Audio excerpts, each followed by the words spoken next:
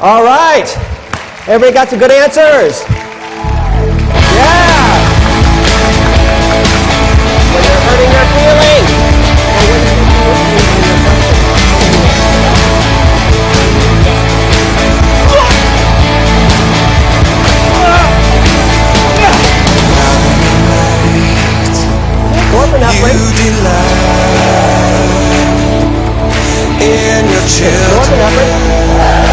Is speed.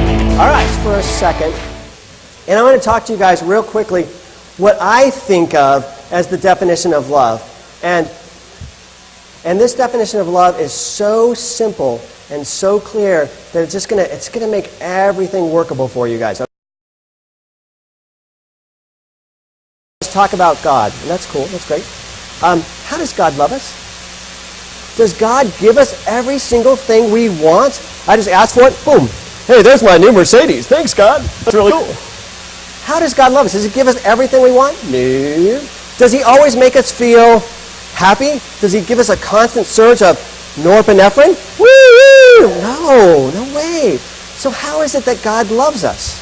If He doesn't give us everything we want, if He doesn't do everything and make us feel high all the time, how is He loving us? What? His attention is always on us. Always on us. His attention was on me before I was even alive. His attention is on me if I'm on the highest mountain or in the deepest ocean, is what the scriptures tell me. God's attention is always on me. That's how He loves me. So, really simply, love is the gift of attention. That's what we got to focus on.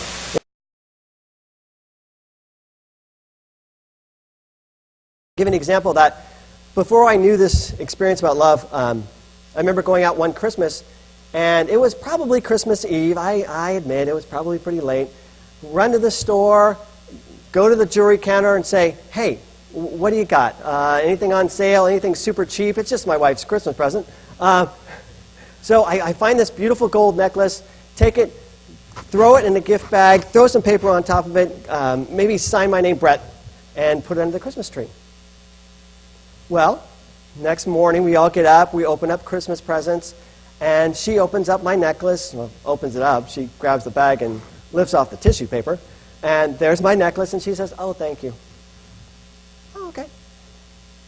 My youngest son, Trevor, he gives her his gift, and it's all kind of like mangled paper and twisted, and the ribbons all mismatching and unaligned, but clearly he tried to wrap it himself. He tried to make the gift himself. And so she gets it now, and she makes a big deal about, oh, look, you wrapped this yourself. And she slowly unwraps it and just makes a huge production about it. And she opens it up, and it's this macaroni necklace painted gold. And she's like, oh, I love it. She puts it on. She's just so excited. She gives him a big hug and kiss. This is great. This is wonderful. And I'm thinking, I didn't get that reaction. I gave her a real gold necklace, and she said, oh, thank you. And he gives her a macaroni necklace painted gold, and she's just like all over the place with that. And I'm thinking, what the heck is going on? What am I missing? Why is she not impressed? There was no attention in what I gave. No attention in what I gave at all. No attention in the gift itself. I waited till the last minute. No attention in terms of the presentation. Love is attention. It wasn't the necklace. Trevor, on the other hand, his entire gift was all attention. It had no value whatsoever, but the value was in the attention that he brought. So love is attention. They are inseparable.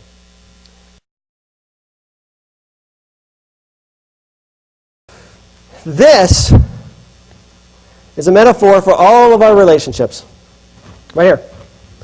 When you first meet somebody, you give them a little bit of attention. Hi, how are you? Who are you? What are you about? Let's talk. Let's kind of figure things out. And as you start to talk with them and find yourself interested in them, what happens? You start giving them more and more and more attention, right? And then you get engaged, right? Then you get married, right? And then what happens? Then you get kids. And then what happens? What? this is what happens. It goes from this to this. Everybody try it. Okay, everybody. All right, that's what happens. The study that we talked about earlier, Kelly Musik's study about 3-year itch, one person was quoted saying that the day they got married, they could feel the shift. The day they got married, they could feel the shift. Why? Why do you feel the shift that the tension starts to drift down and down and down and down and down to where we're just barely giving each other a trickle of attention anymore? What happens? The energy and the novelty. Novelty. Once you get married, that's pretty much the climax. It's pretty much it. You know, we've done it. And then kids, that just kills it off. That just finishes it. John Gottman studies on relationships. He says the majority of divorces happen around the birth of a couple's first child. Majority of divorces happen around the birth of a couple's first child. And that's because all the energy, all the novelty, all the excitement of the relationship is now gone. And all that energy and attention goes where? To the baby. And so now the relationship starves to death. And that's what happens to our relationship. It's not necessarily that all those chemicals leave our brain, which they do, but oxytocin is not allowed to come in because all the novelty's gone, and that's what we're looking for, the rush. We're not looking for the calm. So what we got to do to keep our attention alive, what we got to keep our attention going, is we got to remember to always give it, and always give it as a free gift.